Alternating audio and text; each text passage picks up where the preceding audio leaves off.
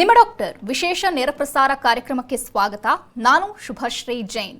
ಒತ್ತಡದ ಜೀವನ, ಬದಲಾಗ್ತಿರುವ ಜೀವನ ಶೈಲಿ, ಜನರಿಗೆ ನೂರಾರು ಆರೋಗ್ಯ ಸಮಸ್ಯೆ, ಯಾವ ಸಮಸ್ಯೆಗೆ ಯಾವ ಚಿಕಿತ್ಸೆ ಅನ್ನೋದೇ ದೊಡ್ಡ ಚಿಂತೆ. ಇಂತಹ ಸಮಸ್ಯೆ ಇರೋರಿಗೆ ಒಂದೇ ವೇದಿಕೆಯಲ್ಲಿ ಸಿಗುತ್ತೆ ಉತ್ತರ.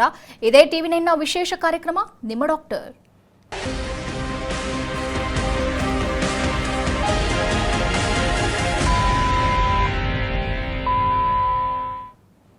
ವೀಕ್ಷಕರೇ, ಇವತ್ತಿನ ಟಾಪಿಕ್ ಆಂಕಲ್ ಪೇನ್. ಇದರ ಜೊತೆಗೆ ಎಲಿವಿಯೇಟ್ ಪೇನ್ ಮ್ಯಾನೇಜ್ಮೆಂಟ್ ಕ್ಲಿನಿಕ್ನ ಬಗ್ಗೆಯೂ ಸಂಕ್ಷಿಪ್ತವಾಗಿ ತಿಳ್ಕೊಂಡು ಬರೋಣ.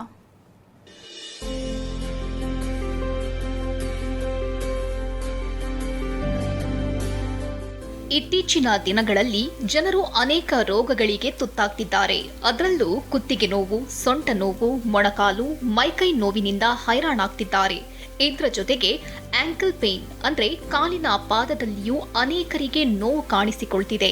ಅತಿಯಾದ ತೂಕ, ಸರಿಯಾದ ಪಾದರಕ್ಷೆ ಧರಿಸದಿರುವುದು, ಭಾರ ಎತ್ತೋದು, ದೇಹಕ್ಕೆ ಸರಿಯಾದ ವ್ಯಾಯಾಮ ಇಲ್ಲದಿರುವುದು ಇದೆಲ್ಲವೂ ಕೂಡ ಪಾದದ ನೋವಿಗೆ ಕಾರಣವಾಗಬಹುದು. ಇದರಿಂದ ಒಮ್ಮೆ ಮುಕ್ತಿ ಪಡೆಯೋಣ ಅನ್ನೋ ಉದ್ದೇಶದಿಂದ ಅನೇಕ ರೀತಿಯ ಪದ್ಧತಿಯನ್ನ ಅನುಸರಿಸಿ ಪೇನ್ ಕಿಲ್ಲರ್ ನುಂಗಿ ಸಿಕ್ಕ ಔಷಧ ತೆಗೆದುಕೊಂಡು ಸಾಕಷ್ಟು ಜನ ಮತ್ತಷ್ಟು ನೋವು ಅನುಭವಿಸಿರ್ತಾರೆ. ಆದರೆ ನೋವು ಮಾತ್ರ ಕ್ಷಣಕಾಲಕ್ಕೆ ಶಮನವಾಗಿರುತ್ತೆ ಅಷ್ಟೇ. ಇಂತಹ ಸಮಸ್ಯೆಗಳಿಗೆ ಶಾಶ್ವತ ಪರಿಹಾರ, ಉತ್ತಮ ಚಿಕಿತ್ಸೆ ನೀಡಲು ಎಲಿವಿಯೇಟ್ ಪೇನ್ ಮ್ಯಾನೇಜ್ಮೆಂಟ್ ಕ್ಲಿನಿಕ್ ಮುಂಚೂಣಿಯಲ್ಲಿದೆ. ಈ ಕ್ಲಿನಿಕ್ನಲ್ಲಿ ನಾನ್ ಸರ್ಜಿಕಲ್ ಅಂದ್ರೆ ಸರ್ಜರಿ ಮಾಡದೆಯೇ ಚಿಕಿತ್ಸೆ ನೀಡಲಾಗುತ್ತೆ. ನುರಿತ ವೈದ್ಯರ ತಂಡ ರೋಗಿಯ ಸಮಸ್ಯೆಯನ್ನ ಸಂಪೂರ್ಣವಾಗಿ ಅರಿತು ಪೂರಕ ಚಿಕಿತ್ಸೆಯನ್ನ ನೀಡ್ತಾರೆ. ಈಗಾಗಲೇ ಎಲಿವಿಯೇಟ್ ಪೇನ್ ಮ್ಯಾನೇಜ್ಮೆಂಟ್ ಕ್ಲಿನಿಕ್ನಲ್ಲಿ ಅನೇಕರು ಚಿಕಿತ್ಸೆ ಪಡೆದಿದ್ದು ನೋವಿನಿಂದ ಮುಕ್ತಿ ಹೊಂದಿದ್ದಾರೆ.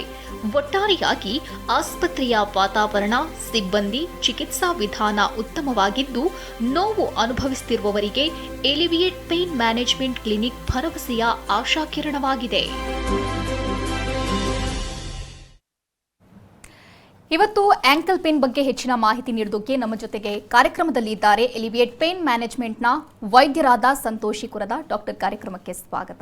ನಮಸ್ಕಾರ ಡಾಕ್ಟರ್, ನಾವು ಆಂಕಲ್ ಪೇನ್ ಬಗ್ಗೆ ಮಾತನಾಡ್ತಾ ಹೋಗೋಣ. ಅದಕ್ಕಿಂತ ಮುಂಚೆ ಎಲಿವಿಯೇಟ್ ಪೇನ್ ಮ್ಯಾನೇಜ್ಮೆಂಟ್ ಅಂದರೆ ಏನು? ಸೊ ಅಲಿವಿಯೇಟ್ ಪೇನ್ ಮ್ಯಾನೇಜ್ಮೆಂಟ್ ಅಂದರೆ ಎಲ್ಲ ದೀರ್ಘಕಾಲ ನೋವು ನಿವಾರಣೆಗೆ ಒಂದು ಚಿಕಿತ್ಸಾ ಕೇಂದ್ರ. ಸೊ ಇಲ್ಲಿ ನಮ್ಮದು ಸ್ಪೆಷಾಲಿಟಿ ಏನಂದರೆ, ನಾವು ಹೆಡ್ ಟು ಟೋ ಯಾವ ರೀತಿ ನೋವಿರಲಿ, ಅದು ಮೈಗ್ರೇನ್ಸ್ ಇರಲಿ, ಇಲ್ಲ ಟ್ರೈಜೆಮಿನಲ್ ನ್ಯೂರಾಲ್ಜಿಯಾ ಅಂತ ಒಂದು ಕಂಡೀಷನ್ ಇರುತ್ತೆ. ಅಲ್ಲೇನಂದರೆ ಬ್ರೈನ್ನಲ್ಲಿ ಒಂದು ನರ ಎಫೆಕ್ಟ್ ಆಗಿ ನಮಗೆ ಫೇಸ್ನಲ್ಲಿ ಶಾಕ್ ಥರ ನೋವು ಗೊತ್ತಾಗುತ್ತೆ. ಅವ್ರು ನಾರ್ಮಲಿ ಏನಂದರೆ ಈ ಥರ ಸಫರ್ ಆಗ್ತಾ ಇರೋ ಅವರು ಫಸ್ಟು ಅದು ಡೆಂಟಲ್ ಪೇನ್ ಅನ್ಕೊತಾರೆ, ಇಲ್ಲ ಮೈಗ್ರೇನ್ ಅನ್ಕೊತಾರೆ. ಆ್ಯಂಡ್ ತುಂಬ ಡಾಕ್ಟರ್ ಹತ್ರ ಹೋಗ್ಬಿಟ್ಟು ಅವ್ರಿಗೆ ಏನು ಫಸ್ಟ್ ಡಯಾಗ್ನೋಸಿಸ್ ಏನು ಅಂತ ಗೊತ್ತಾಗಲ್ಲ, ಆಮೇಲೆ ಟ್ರೀಟ್ಮೆಂಟ್ ಹೇಗೆ ಅಂತಲೂ ಗೊತ್ತಾಗಲ್ಲ.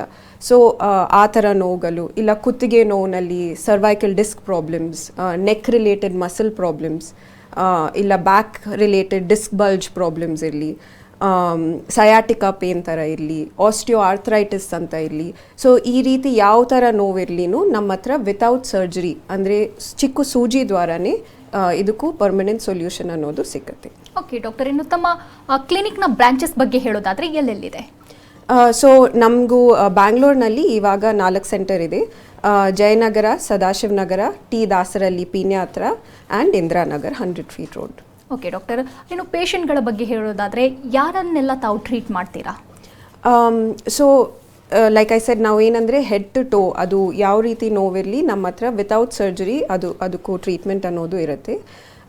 ಮೋಸ್ಟ್ ಕಾಮನ್ ಆಗಿ ನಾವು ಏನು ನೋಡ್ತೀವಿ ಕ್ಲಿನಿಕ್ನಲ್ಲಿ ಅಂದರೆ, ತುಂಬ ಜನ ಮಂಡಿ ನೋವಿನಿಂದ ಬರ್ತಾರೆ, ಬ್ಯಾಕ್ ರಿಲೇಟೆಡ್ ಪ್ರಾಬ್ಲಮ್ಸ್ನಲ್ಲಿ ಬರ್ತಾರೆ. ಅದು ಬ್ಯಾಕ್ ರಿಲೇಟೆಡ್ ಜಾಯಿಂಟ್ ಪ್ರಾಬ್ಲಮ್ಸ್ ಇರ್ಬೋದು, ಡಿಸ್ಕ್ ರಿಲೇಟೆಡ್ ಪ್ರಾಬ್ಲಮ್ಸ್ ಇರ್ಬೋದು, ನರ ರಿಲೇಟೆಡ್ ಪ್ರಾಬ್ಲಮ್ಸ್ ಇರ್ಬೋದು. ಈ ಥರ ನಾವು ತುಂಬ ನೋಡ್ತೀವಿ.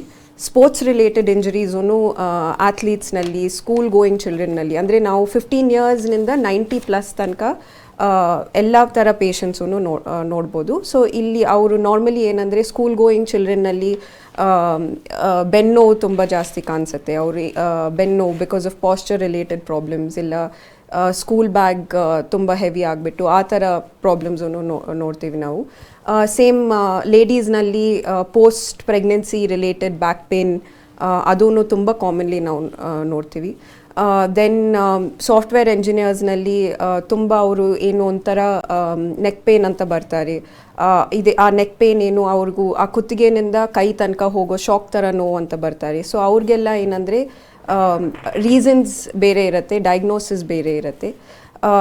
ಸೊ ಈ ಥರ ಡಿಫ್ರೆಂಟ್ ಪಾಪ್ಯುಲೇಷನ್ನಲ್ಲಿ ಡಿಫ್ರೆಂಟ್ ಪೇನ್ಸ್ ಅನ್ನೋದು ನಾವು ನೋಡ್ತೀವಿ. ಬಟ್ ಯಾವ ರೀತಿ ಕ್ರಾನಿಕ್ ಪೇನಲ್ಲಿ ನಮ್ಮ ಹತ್ರ ಟ್ರೀಟ್ಮೆಂಟ್ ಅನ್ನೋದು ಸಿಗ್ಬೋದು. ಓಕೆ ಡಾಕ್ಟರ್, ತಾವು ಕ್ರಾನಿಕ್ ಪೇನ್ ಬಗ್ಗೆ ಸಂಕ್ಷಿಪ್ತವಾಗಿ ವಿವರಣೆ ನೀಡಿದ್ರಿ.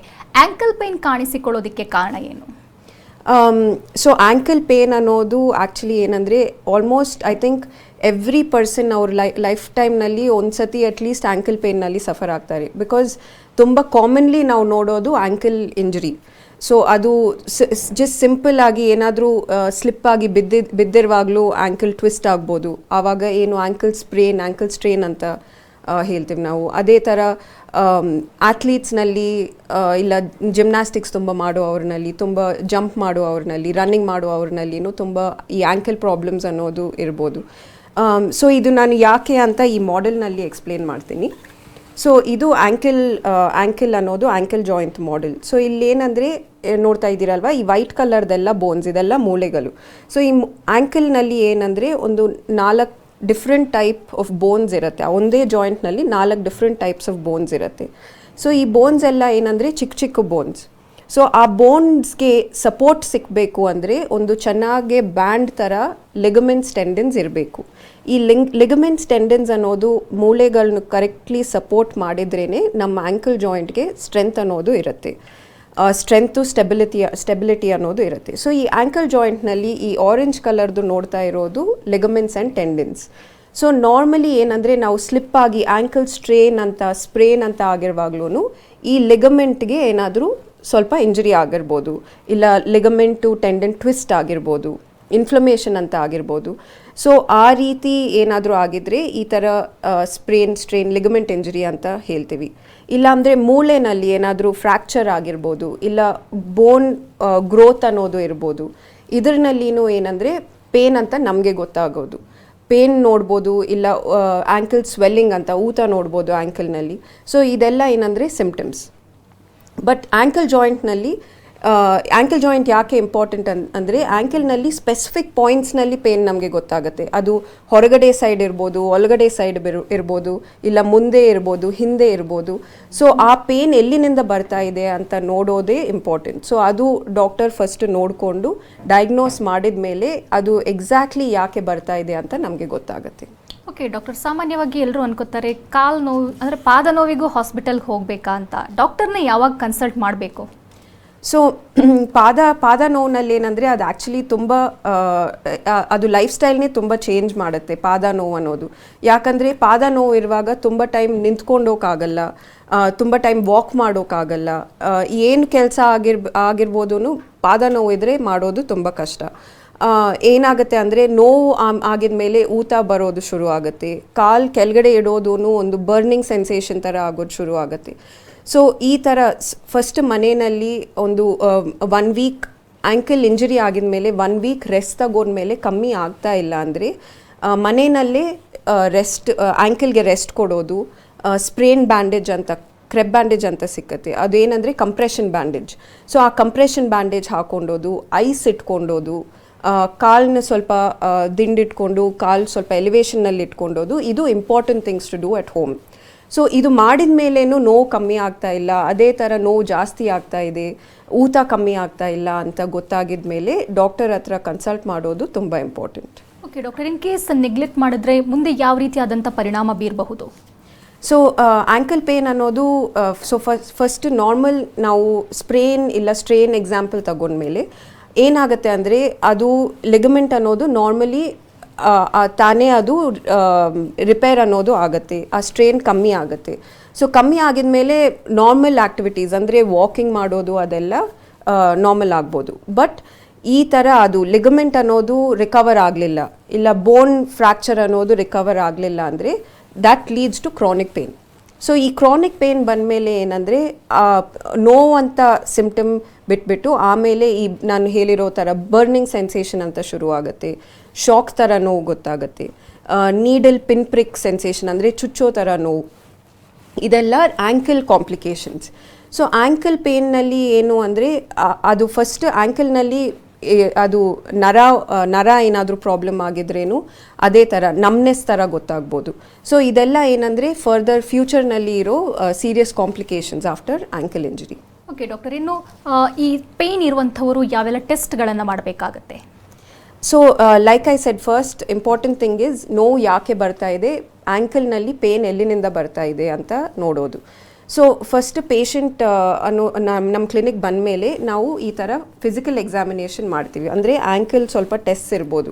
ಸೊ ಆ್ಯಂಕಲ್ ಟೆಸ್ಟ್ ಮಾಡಿದ ಮೇಲೆ ಅದು ಮೂವ್ಮೆಂಟ್ ಟೆಸ್ಟ್ ಅಂತ ಇರ್ಬೋದು. ಅಂದರೆ ಆ್ಯಂಕಲ್ ಒಳಗಡೆ ಮೂವ್ಮೆಂಟ್ ಮಾಡೋದು, ಹೊರಗಡೆ ಮಾಡೋದು, ಮೇಲೆ ಮಾಡೋದು, ಕೆಳಗಡೆ ಮಾಡೋದು, ಇದೆಲ್ಲ ಚೆನ್ನಾಗಿ ಆಗ್ತಾ ಇದೆಯಾ ಇಲ್ವಾ ಅಂತ ನೋಡಬೇಕು. ಆಮೇಲೆ ನೋವು ಎಲ್ಲಿನಿಂದ ಬರ್ತಾ ಇದೆ, ನೋವು ಮುಂದೆನಿಂದ ಬರ್ತಾ ಇದೆಯಾ, ಹಿಂದೆನಿಂದ ಬರ್ತಾ ಇದೆಯಾ, ಸೈಡ್ನಲ್ಲಿ ಜಾಸ್ತಿ ಇದೆಯಾ, ಇದೂ ನಾವು ನೋಡ್ತೀವಿ. ಸೊ ಸಪೋಸ್ ಸಮ್ಟೈಮ್ಸ್ ಹಿಂದೆ ತುಂಬ ಜನಗೆ ಏನಂದರೆ ಹಿಂದೆ ನೋವು ಇರುತ್ತೆ, ಹಿಂದೆ ಹಿಂಡಿ ಹತ್ರ ನೋವು ತುಂಬ ಹೇಳ್ತಾರೆ. ಬೆಳಗ್ಗೆ ಟೈಮ್ನಲ್ಲಿ ಕಾಲು ಕೆಳಗಡೆ ಇಟ್ಟ ತಕ್ಷಣ ಅವ್ರಿಗೆ ಒಂದು ಶಾಕ್ ಥರ ನೋವು ಗೊತ್ತಾಗುತ್ತೆ. ಅದೆಲ್ಲ ಏನಂದರೆ ಅದು ಹಿಂಡಿನಿಂದ ಬರ್ತಾ ಇರೋ ನೋವು. ಹಿಂಡಿನಲ್ಲಿ after wear and tear of the muscle ಏನಾಗುತ್ತೆ ಅಂದರೆ ಆ ಹಿಂಡಿನಲ್ಲಿ ಪ್ಲಾಂಟಾರ್ ಫೇಶಿಯಾ ಅಂತ ಇರೋ ಒಂದು ಮಸಲ್ ಎಫೆಕ್ಟ್ ಆಗಿಬಿಟ್ಟು ತುಂಬ ಸೌದೋಗುತ್ತೆ. ಸೊ ಅದರಿಂದ ಈ ಶಾಕ್ ಥರ ಪೇನ್ ಗೊತ್ತಾಗುತ್ತೆ ಅವ್ರಿಗೆ. ಇಲ್ಲಾಂದರೆ ಹಿಂಡಿ ಮೇಲೆ ನೋವು ಬರೋದು ಏನಂದರೆ ಅಲ್ಲೊಂದು ಟೆಂಡನ್ ಇರುತ್ತೆ, ಅಕಿಲೀಸ್ ಟೆಂಡನ್ ಅಂತ. ಆ ಟೆಂಡನೂ ತುಂಬ ಜನಗೆ ತುಂಬ ಜನಗೆ ಎಸ್ಪೆಷಲಿ ಸ್ಪೋರ್ಟ್ಸ್ ಪೀಪಲ್ಗೆ, ಡಯಾಬಿಟೀಸ್ನಲ್ಲಿನೂ ನಾವು ತುಂಬ ನೋಡ್ತೀವಿ. ಆ ಟೆಂಡನ್ ಅನ್ನೋದು ಎಫೆಕ್ಟ್ ಆಗುತ್ತೆ. ಆ ಟೆಂಡನ್ ಎಫೆಕ್ಟ್ ಆಗುವಾಗ ಏನಾಗುತ್ತೆ ಅಂದರೆ ತುಂಬ ಟೈಮ್ ನಿಂತ್ಕೊಂಡೋದು ಪ್ರಾಬ್ಲಮ್ ಆಗುತ್ತೆ, ನಡಿಬೇಕಾಗಿದ್ದರೆ ಪ್ರಾಬ್ಲಮ್ ಆಗುತ್ತೆ. ಸೊ ಈ ಥರ ಅವ್ರಿಗೆಲ್ಲ ನಾವು ಏನಂದರೆ ಸ್ಕ್ಯಾನು ಮಾಡಿ ನೋಡಬೇಕು, ಇಲ್ಲ MRIನಲ್ಲಿ ಗೊತ್ತಾಗ್ಬೋದು. ಸಪೋಸ್ ಬೋನ್ಸ್ನಲ್ಲಿ ಏನಾದರೂ ಪ್ರಾಬ್ಲಮ್ ಆಗಿದ್ರೆ, ಅಂದರೆ ಆಕ್ಸಿಡೆಂಟ್ ಆಗಿರಲಿ, ಇಲ್ಲ ಎಲ್ಲಾದರೂ ಬಿದ್ದಿರ್ಬೋದು, ಅವ್ರಿಗೇನಂದರೆ ಆ್ಯಂಕಲ್ ಮೂವ್ಮೆಂಟೇ ತುಂಬ ಪ್ರಾಬ್ಲಮ್ ಆಗುತ್ತೆ. ಅವ್ರಿಗೆ ಮೂವ್ಮೆಂಟ್ ಮಾಡೋಕ್ಕೂ ಟೈಮ್ ಆಗಲ್ಲ. ಸೊ ಅವ್ರಿಗೇನಂದರೆ ಮೋಸ್ಟ್ ಲೈಕ್ಲಿ ಫ್ರ್ಯಾಕ್ಚರ್ ಇರ್ಬೋದು. ಸೊ ಅದಕ್ಕೂ ಎಕ್ಸ್ರೇನಲ್ಲೇ ಗೊತ್ತಾಗುತ್ತೆ ನಮಗೆ. ಅದೇ ಥರ ನರಾಗೆ ಏನಾದರೂ ಪ್ರಾಬ್ಲಮ್ ಆಗಿದ್ರೆ ನರದು ನರ್ವ್ ಕಂಡಕ್ಷನ್ ಟೆಸ್ಟ್ ಅಂತ ಇರ್ಬೋದು. ಸೊ ಈ ಥರ ನರ್ವ್ ಕರೆಕ್ಟ್ ಆಗಿದೆಯಾ, ನರ್ವ್ನಲ್ಲಿ ಸಿಗ್ನಲ್ಸ್ ಕರೆಕ್ಟಾಗಿ ಹೋಗ್ತಾ ಇದೆಯಾ, ಇದೆಲ್ಲ ನಮಗೆ ಗೊತ್ತಾಗುತ್ತೆ. ಸೊ ಈ ಥರ ಫಸ್ಟ್ ಫಿಸಿಕಲ್ ಎಕ್ಸಾಮಿನೇಷನ್, ಅದಾಗಿದ ಮೇಲೆ ನಾವು ಸೆಂಟರ್ನಲ್ಲೇ ಅಲ್ಟ್ರಾಸೌಂಡ್ ಸ್ಕ್ಯಾನ್ ಅಂತ ಮಾಡಿ ನೋಡಬೇಕು. ಆ ಸ್ಕ್ಯಾನ್ನಲ್ಲಿ ನಮಗೆ ಲಿಗಮೆಂಟ್ಸ್ನಲ್ಲಿ ಪ್ರಾಬ್ಲಮ್ ಇದೆಯಾ, ಮಸಲ್ನಲ್ಲಿ ಪ್ರಾಬ್ಲಮ್ ಇದೆಯಾ, ಟೆಂಡನ್ನಲ್ಲಿ ಪ್ರಾಬ್ಲಮ್ ಇದೆಯಾ, ಇದೆಲ್ಲ ಗೊತ್ತಾಗುತ್ತೆ. ಸೊ ಆ ಎಕ್ಸ್ಟೆಂಟ್ ಆಫ್ ಡ್ಯಾಮೇಜ್ ನಮಗೆ ಗೊತ್ತಾಗಬೇಕಂದ್ರೆ ಆಮೇಲೆ ಫರ್ದರ್ ಟೆಸ್ಟ್ ಏನಂದರೆ MRI. ಸೊ MRIನಲ್ಲಿ ನಮಗೆ ಯೂಶ್ವಲಿ ಎಲ್ಲ ಸಾಫ್ಟ್ ಟಿಶ್ಯೂ, ಬೋನ್ಸ್ ಎಲ್ಲನೂ ಗೊತ್ತಾಗುತ್ತೆ. So these are the test ನಾವು ನಾರ್ಮಲಿ ನೋಡೋದು. ಓಕೆ ಡಾಕ್ಟರ್, ಇನ್ನು ಸಾಮಾನ್ಯವಾಗಿ ಈ ಶುಗರ್ ಇರುವಂಥವರಿಗೆ ಲಕ್ಷಣಗಳು ಏನಿದ್ರು ಕೂಡ ಪಾದದಲ್ಲಿ ಕಾಣಿಸಿಕೊಳ್ಳುತ್ತೆ ಮುಂಚಿತವಾಗಿ. ಕೆಲವರಿಗೆ ಕಪ್ಪಾಗಿರುತ್ತೆ ಪಾದ, ಎಲ್ಲ ನೋವು ಕಾಣಿಸಿಕೊಂಡಿರುತ್ತೆ. ಅಂಥವರಿಗೆ ಚಿಕಿತ್ಸೆ ಹೇಗೆ? ಸೊ ಲೈಕ್ ಐ ಸೆಡ್, ಡಯಾಬಿಟಿಕ್ಸ್ನಲ್ಲಿ ಏನಂದರೆ ಆ್ಯಂಕಲ್ ಇಂಜುರಿ, ಫುಟ್ ಇಂಜುರಿ ಅನ್ನೋದು ನೋಡೋದು ತುಂಬ ಇಂಪಾರ್ಟೆಂಟ್. ಡಯಾಬಿಟಿಕ್ಸ್ನಲ್ಲಿ ಏನಾಗುತ್ತೆ ಅಂದರೆ ಈವನ್ ಒಂದು ಚಿಕ್ಕ ಗಾಯ ಇದ್ರೇನು ಇನ್ಫೆಕ್ಷನ್ ಹೋಗೋ ಚಾನ್ಸ್ ತುಂಬ ಜಾಸ್ತಿ. ಅದೇ ಥರ ನೀವು ಹೇಳಿರೋ ಥರ ಡಿಸ್ಕಲರೇಷನ್, ಪಾದನಲ್ಲಿ ಡಿಸ್ಕಲರೇಷನ್ ನೋಡೋದು ಡಯಾಬಿಟಿಕ್ಸ್ನಲ್ಲಿ ತುಂಬ ಇಂಪಾರ್ಟೆಂಟ್. ಸೊ ಅವ್ರಿಗೆಲ್ಲ ಏನಂದರೆ ಶುಗರ್ ಕಂಟ್ರೋಲ್ ಅನ್ನೋದು is first and foremost. So sugar ಕಂಟ್ರೋಲ್ನಲ್ಲಿರಬೇಕು, ಶುಗರ್ ರೆಗ್ಯುಲರ್ಲಿ ಟೆಸ್ಟ್ ಮಾಡಬೇಕು. ಶುಗರ್ ಕಂಟ್ರೋಲ್ನಲ್ಲಿ ಇಟ್ಕೊಂಡು ಆಮೇಲೆ ಕಾನ್ಸಂಟ್ರೇಟ್ ಮಾಡೋದು ಫಿಸಿಕಲ್ ರಿಹ್ಯಾಬಿಲಿಟೇಷನ್ ಮೇಲೆ. ಫಿಸಿಕಲ್ ರಿಹ್ಯಾಬಿಲಿಟೇಷನ್ ಅಂದರೆ ಆ್ಯಂಕಲ್ ಸ್ಟ್ರೆಂಥನಿಂಗ್ ಎಕ್ಸಸೈಸ್ ಮಾಡ್ಕೋಬೇಕು, ಫುಟ್ ಸ್ಟ್ರೆಂಥನಿಂಗ್ ಎಕ್ಸಸೈಸ್ ಮಾಡ್ಕೋಬೇಕು. ಈ ಥರ ಮಾಡಿರುವಾಗ ಏನಂದರೆ ಪೆರಿಫರಲ್ ನ್ಯೂರೋಪತಿ, ಡಯಾಬಿಟಿಕ್ ನ್ಯೂರೋಪತಿ ಥರ ಕಾಂಪ್ಲಿಕೇಶನ್ಸು ಕಮ್ಮಿ ಆಗುತ್ತೆ. Okay doctor, steps of ankle pain ಬಗ್ಗೆ ಹೇಳೋದಾದರೆ ಯಾವೆಲ್ಲ ಹಂತಗಳಿರುತ್ತೆ? ಸೊ ನಾರ್ಮಲಿ ಆ್ಯಂಕಲ್ನಲ್ಲಿ ಏನಂದರೆ ಲೈಕ್ ಐ ಸೆಡ್, ಇವಾಗ ತನಕ ಮಾತಾಡಿರೋದು ನೋವು ಬಗ್ಗೆ, ಸ್ವೆಲ್ಲಿಂಗ್ ಬಗ್ಗೆ, ಬರ್ನಿಂಗ್ ಸೆನ್ಸೇಷನ್ ಇರಲಿ, ಡಿಸ್ಕಲರೇಷನ್ ಥರ ಇರಲಿ, ಇದೆಲ್ಲ ಆ್ಯಂಕಲ್ನಲ್ಲಿ. ಇನ್ನೊಂದು ಮೇನ್ ಇಂಪಾರ್ಟೆಂಟ್ ಆ್ಯಂಕಲ್ನಲ್ಲಿ ಏನಂದರೆ ಆ ಪಾದದು ಶೇಪ್. ಸೊ ಪಾದ ಶೇಪ್ ಡಿಪೆಂಡೆಂಟ್ ಮೇಲೇನು ಸಿಂಪ್ಟಮ್ಸು, ಡಿಸೀಸು ಡಿಫ್ರೆಂಟ್ ಆಗಿರುತ್ತೆ. ಸೊ ಪಾದ ಶೇಪ್ನಲ್ಲಿ ಏನಂದರೆ ನಾರ್ಮಲಿ ಆ್ಯಂಕಲ್ ಜಾಯಿಂಟ್ನಲ್ಲಿ ನಮ್ಮದು ಫುಟ್ ಶೇಪು ಹೀಗೆ ಇರಬೇಕು. ಆ ಶೇಪ್ನಲ್ಲಿ ಒಂದು ಸ್ವಲ್ಪ ಕರ್ವೇಚರ್ ಅನ್ನೋದು ನಾರ್ಮಲ್ ಫುಟ್ನಲ್ಲಿ ನಾವು ನೋಡ್ತೀವಿ.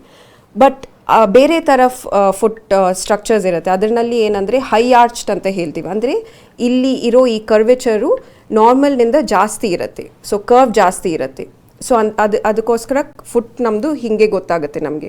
ಅದೇ ಥರ ಫ್ಲ್ಯಾಟ್ ಫುಟ್ ಅಂತ ಇರುತ್ತೆ, ಅದು ಅವ್ರಿಗೇನು ಈ ಕರ್ವೇಚರೇ ಇರಲ್ಲ, ಫುಟ್ ಪೂರ್ತಿ ಫ್ಲ್ಯಾಟ್ ಇರುತ್ತೆ.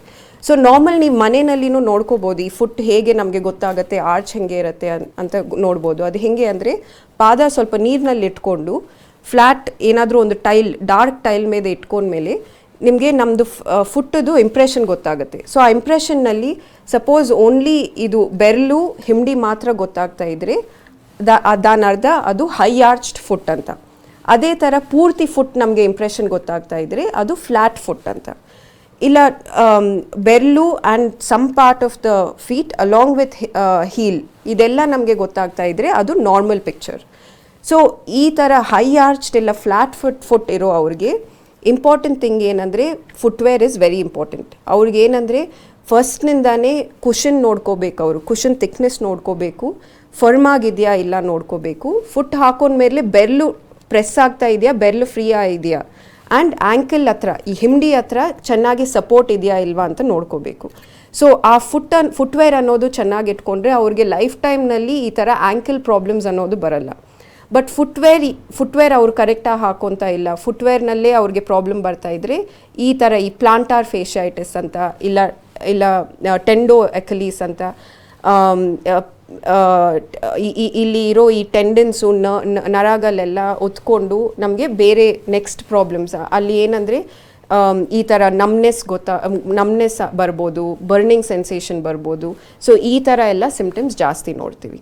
ಓಕೆ ಡಾಕ್ಟರ್, ಇವಾಗ ಕೆಲವೊಂದು ಪ್ರೊಫೆಷ್ನಲಲ್ಲೇ ಹೀಲ್ಸ್ ಹಾಕ್ಕೊಂಡು ಅವರು ಕರಿಯರ್ ಹಾಗೆ ಇರುತ್ತೆ, ಹೀಲ್ಸ್ ಹಾಕ್ಕೊಳ್ಳೇಬೇಕು ಅಂತ, ಅಂಥವರಿಗೆ ಟ್ರೀಟ್ಮೆಂಟ್ ಹೇಗೆ ಕಡಿಮೆ ಆಗುತ್ತಾ ಅಥವಾ ಅವರು ಫುಟ್ವೇರ್ ಹಾಕ್ಕೊಳ್ಳೇಬಾರ್ದಾ ಹೇಗೆ?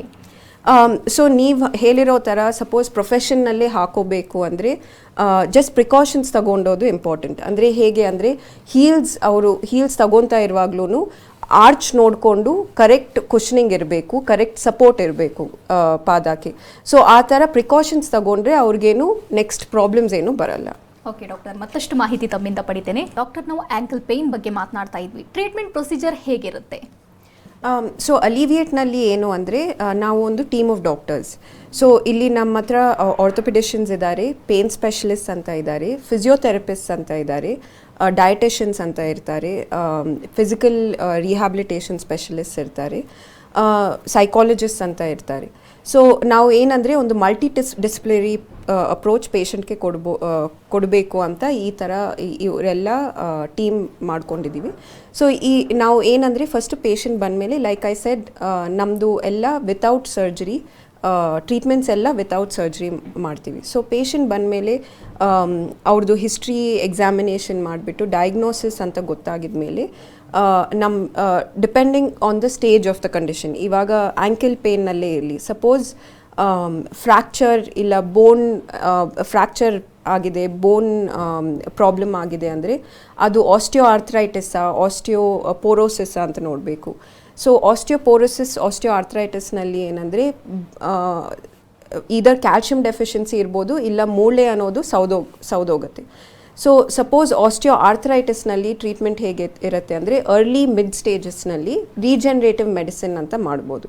ಸೊ ಈ ರೀಜನರೇಟಿವ್ ಮೆಡಿಸಿನ್ನಲ್ಲಿ ಏನಂದರೆ ಪೇಷಂಟ್ದು ಓನ್ ಬ್ಲಡ್ ತಗೊಂಡು ನಾವು ಈ ಥರ ಒಂದು ಕಾರ್ಟ್ರಿಜ್ ಇರುತ್ತೆ.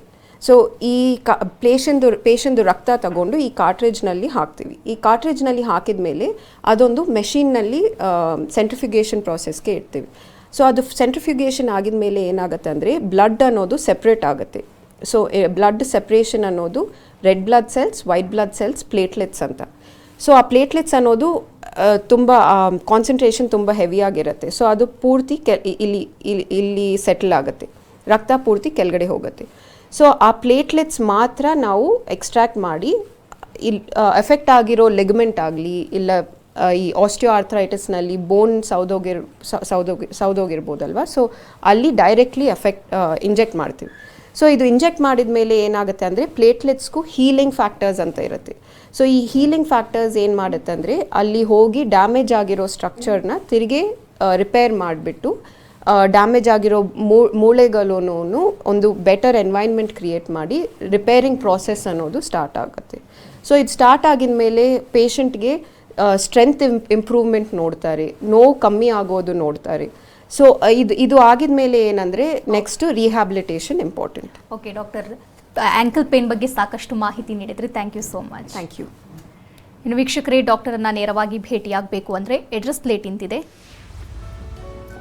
ಎಲಿವಿಯೇಟ್ pain management clinic, Sadashivanagar, Indiranagar, T Dasarahalli, Jayanagar. ದೂರವಾಣಿ ಸಂಖ್ಯೆ 8494973146. ಮತ್ತೊಂದು ಸಂಖ್ಯೆ 08023614888.